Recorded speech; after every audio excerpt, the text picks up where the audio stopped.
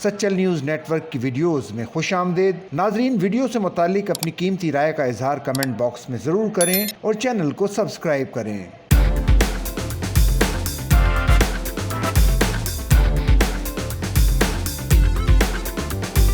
साबका क्रिकेटर वसीम अकरम का शाहिद हयात police training centre Saidabad का दौरा। कमांडेंट शाहिद हयात पुलिस ट्रेनिंग सेंटर एसएसपी फिदा हुसैन जानोरी ने वसीम अकरम का इस्तकबाल किया। वसीम अकरम ने पुलिस कॉलेज और दीगर शोबों का भी दौरा किया। वसीम अकरम ने ट्रेनिंग सेंटर में पौधा भी लगाया। वसीम अकरम के नाम से नाइट टूर्नामेंट कराएंगे एसएसपी फिदा हुसैन जानोरी। वसीम अकरम का शुक्रिया भी अदा करता हूँ कि वो यहाँ आए और उन्होंने हमारा हौसला बढ़ाया।